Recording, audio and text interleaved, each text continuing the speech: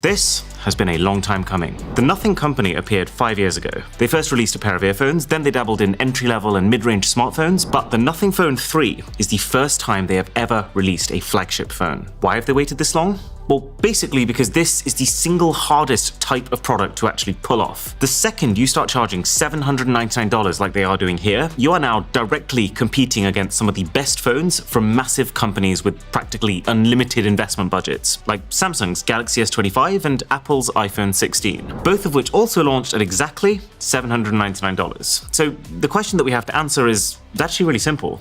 Is this better? Starting with the design. I've actually been a big fan of Nothing's whole transparent aesthetic. Pretty much every Nothing phone I've seen thus far has instantly vibed with me. But this is the first one that hasn't. It just looks a bit spotty, with like half an NFC coil over here, this strange spacing between the various points of interest, and the fact that this camera is very close to being aligned with this one, but is just a little tiny bit off. It all gives me real unfinished prototype energy. Plus, materially speaking, Nothing is a little behind. They have now introduced IP68 for water and dust, like you would expect on a flagship. The midframe is made from aluminium, again, just like its peers. But the glass protecting the front is Gorilla Glass 7i, which is actually a mid-range alternative to the much stronger Victus 2 that you would get on Samsung's S25. So the Nothing phone might not take a drop as well. One thing I have to say I do like is the recording light, which turns on when you're capturing voice or video. It could do with being a tad brighter, but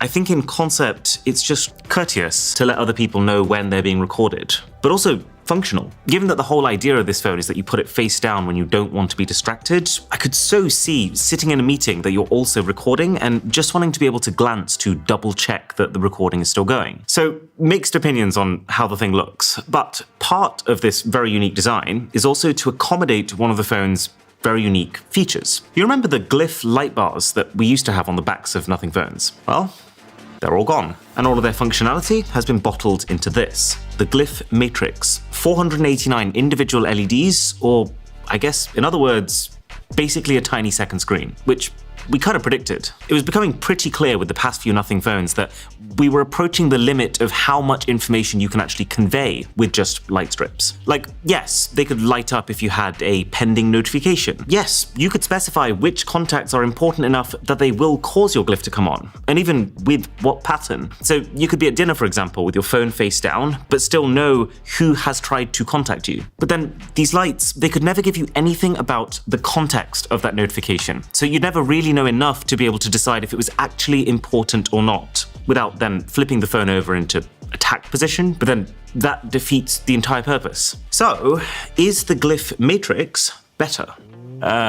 Mixed opinions. So, my very first thought was, I don't really like it. The Glyph lights were, while clearly flawed, still iconic and extremely cool. Whereas this is just a screen. We've seen plenty of phones already with screens on the back, and those screens have already been bigger, higher resolution, and in color. But then I started interacting with it, and my opinion improved a little. One thing that you can rely on Nothing doing is putting the work in software-wise. And so, while as a piece of hardware, this Matrix is extremely underwhelming in 2025, what you're getting here is Nothing's software curation. So at any one time, the Matrix can display one widget, or glyph toy, as they're calling them. You tap this hidden capacitive glyph button down here to cycle between your glyph toys. It reminds me a little of Apple Force Touch. It doesn't activate just by resting your finger on it. You actually have to apply a little bit of pressure till you feel a vibration. And then you hold that button to interact with whichever glyph toy is selected. So as I was messing around with this, I was like, oh, cool. There's a clock now.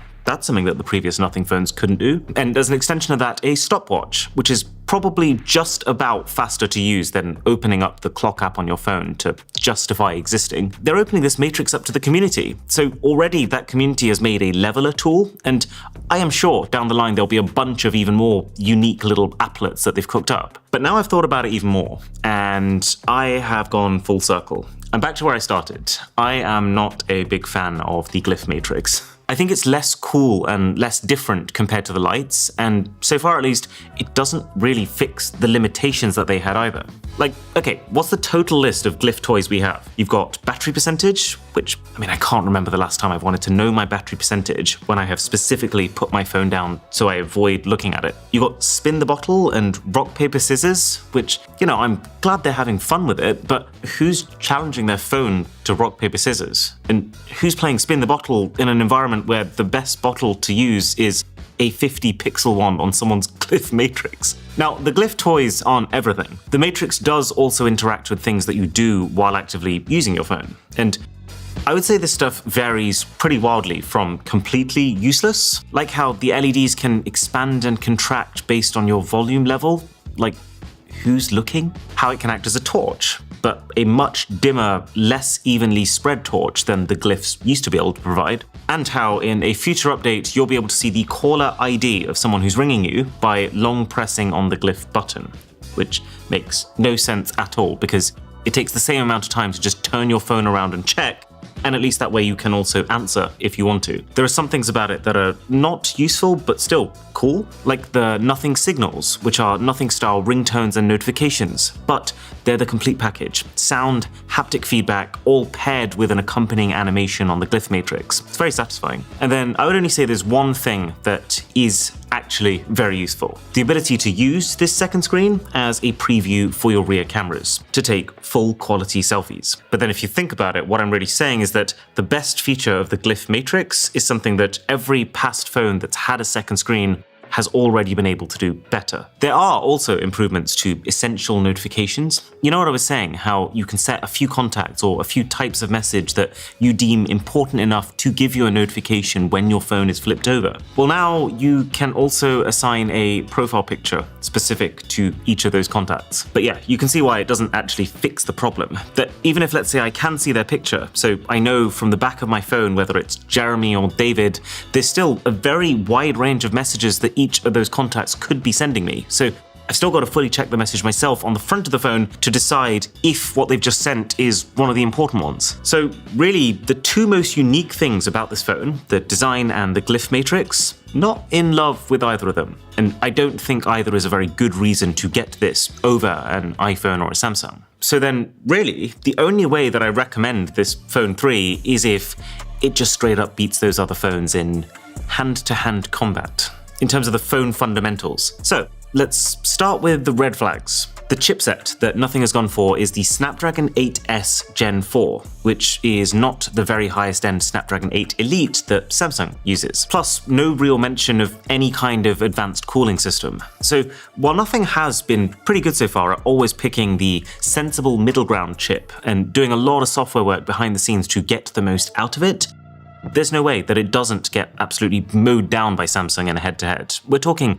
30 to 40% performance lead to Samsung. So, like, if you're into graphically intensive phone games, then that already writes this off for you. The other one is the display. So this is very much a flagship screen in terms of color reproduction, in terms of brightness. Fantastic. The screen has exactly the same pixel density as the iPhone 16, so it's incredibly sharp. The only thing is Nothing's display relies on slightly cheaper LTPS tech, as opposed to the LTPO on Samsung and most Android phones at this price. Which means that while Samsung can dial its refresh rate all the way down to 1 Hz, this can only go as low as 30. So in practice, that doesn't actually make the display look any worse, it'll just be a bit of a hit to battery life. But this is where things start to turn around. Because even with that hit, I think it's pretty safe to say that the Nothing Phone 3 will still outlast an iPhone 16 or a Samsung Galaxy S25. The Phone 3's battery capacity is 5,150 mAh, which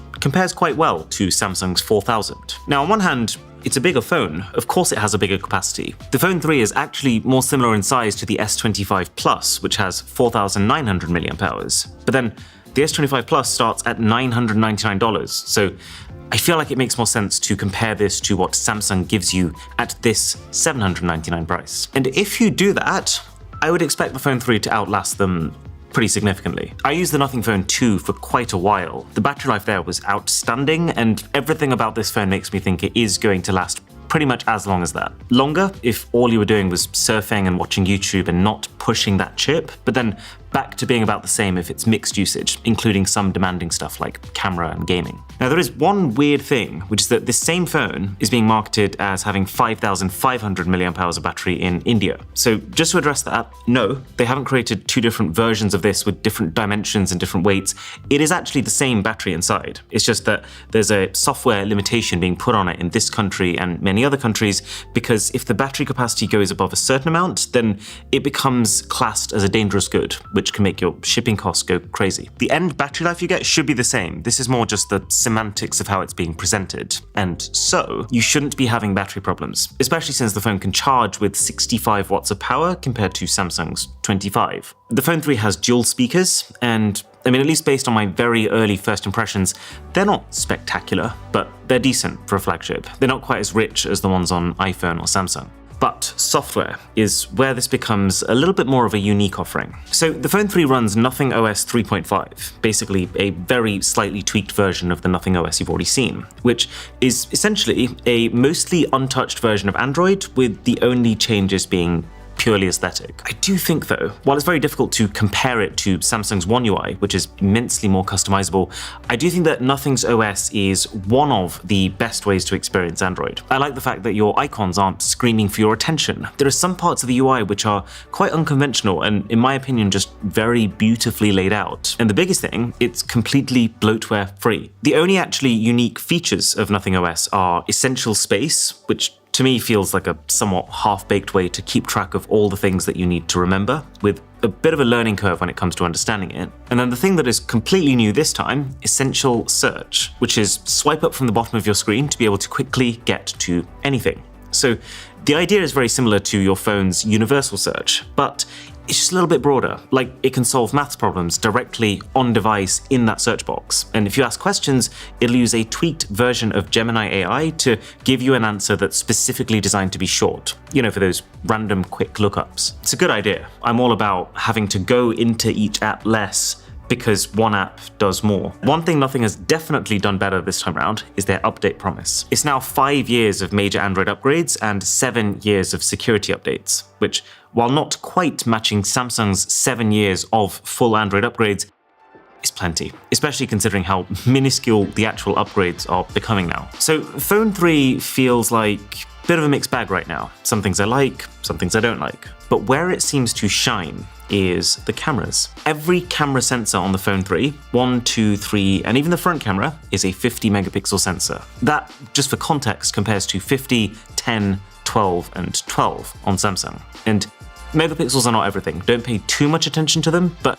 using the camera for a short period of time, it feels to me like each one of the cameras here is also just better than what you would get on Samsung. The ultra-wide, which is usually where you can first notice images fall apart, looks pretty detailed to me. The 3x telephoto camera has a much more sizable sensor than the one on Sammy. And I like the fact that when you get past 30 times zoom, it will activate AI Super Res. And yes, it's a very gray area on if it then counts as a photo at that point, but I like having the option at least. And I particularly respect the fact that this telephoto camera is also what you use to take your macro shots, which means unlike having to shoot your close-ups using your ultra-wide camera, like you do on most phones, you don't have to shove this phone super close to your subject and block out all the light going to it. And you can now focus from 10 centimeters away instead of 15, like you could the last time Nothing had this feature. Although I gotta say, this is a very funny example of marketing, because while this is the story they're telling you, that, oh, it can focus even closer than the last time we did this, the reason for that is that this is a smaller sensor than the last time they did it. They have reassured me, though, that even then, the photo quality from this telephoto should still be better, just because of processing. So overall,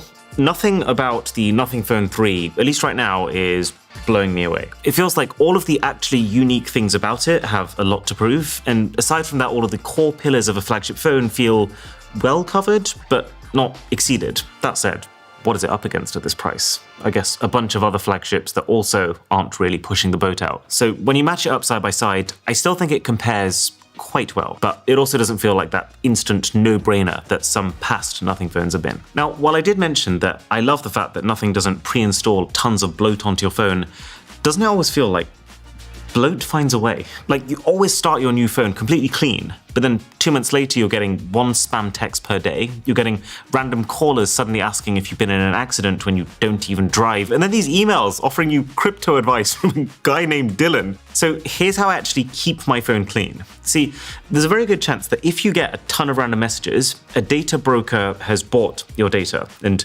wants to use it to make some money. And so what I found really helpful is using Incogni, our sponsor, being able to first see all of the data brokers that have my data, and then in a total of 2 taps, being able to instruct Incogni to go get it back. Bye-bye, Dylan. And to be honest, the best bit, I think, is custom removals. If you Google yourself and you find a little bit more personal information than you wanted to share, you can also just ping the link to Incogni and then watch it disappear. So go to incogni.com/MrWho'sTheBoss to set it up yourself, which with the code Mr. Who's the Boss, you can do for a 60% discount.